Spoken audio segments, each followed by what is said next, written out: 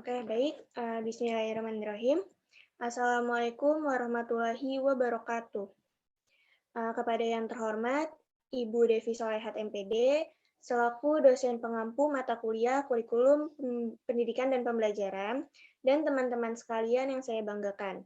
Pada kesempatan kali ini, kami dari kelompok 3 yang beranggotakan saya sendiri, Fenty Algiantoro, dengan 2 digit NIM terakhir 47, dan rekan saya Lina Mafaji Salsabila dengan 2 digit NIM terakhir 52, akan mempresentasikan hasil diskusi kami mengenai macam-macam model konsep kurikulum.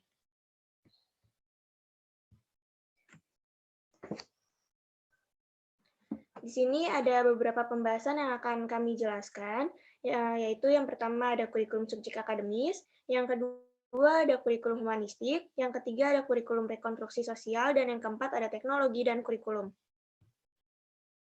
Untuk pembahasan yang pertama akan dijelaskan oleh rekan saya.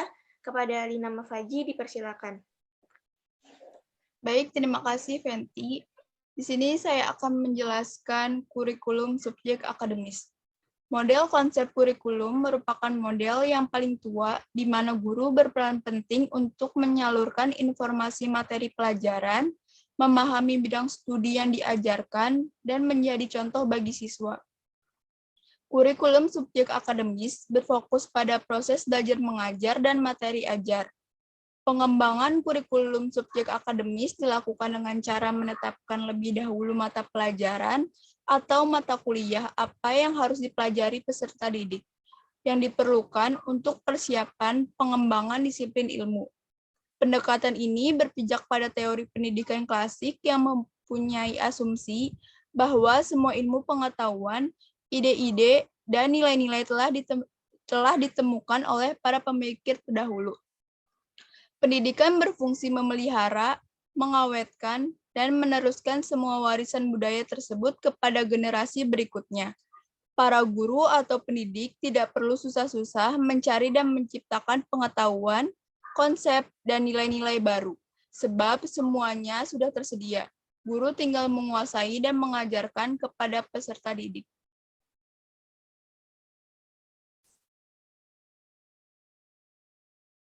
Selanjutnya ada kurikulum humanistik.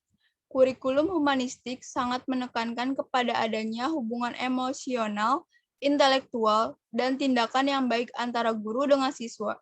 Guru harus mampu membangun suasana yang hangat dan akrab yang memungkinkan siswa dapat mencurahkan segala perasaannya dengan penuh kepercayaan. Selain itu, guru juga harus berperan sebagai sumber yang mampu memberikan bahan pelajaran yang menarik serta mampu memperlancar proses pembelajaran. 3 hal yang harus dilakukan guru dalam mengimplementasikan kurikulum ini. Yang pertama, dengarkan secara menyeluruh berbagai ungkapan siswa. Yang kedua, bersikaplah respek pada siswa. Yang ketiga, bersikaplah wajar dan alamiah, jangan mengada-ngada dan penuh kepura-puraan. Kurikulum humanistik harus dapat memberikan pengalaman yang menyeluruh dan utuh. Sequence dalam kurikulum humanistik harus mencakup elemen-elemen tentang nilai, konsep, sikap, dan masalah. Dari hal-hal tersebut disusun kegiatan-kegiatan yang memungkinkan siswa mengembangkan elemen-elemen itu. Selanjutnya akan dilanjutkan oleh Fenty.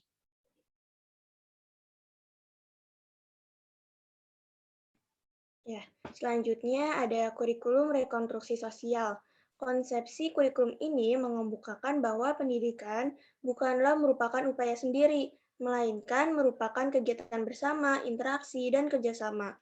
Interaksi atau kerjasama dapat terjadi antara siswa dengan guru, siswa dengan siswa, dan siswa dengan orang di lingkungannya. Kurikulum rekonstruksi sosial ini lebih menekankan pada problem-problem yang dihadapi murid dan kehidupan masyarakat. Tujuan utama kurikulum rekonstruksi sosial ini adalah menghadapkan para peserta didik pada tantangan atau ancaman, hambatan-hambatan, atau gangguan-gangguan yang dihadapi manusia. Tantangan-tantangan tersebut merupakan bidang garapan studi sosial yang perlu didekati dari bidang-bidang lain seperti ekonomi, sosiologi, psikologi, estetika, bahkan pengetahuan alam, dan matematika.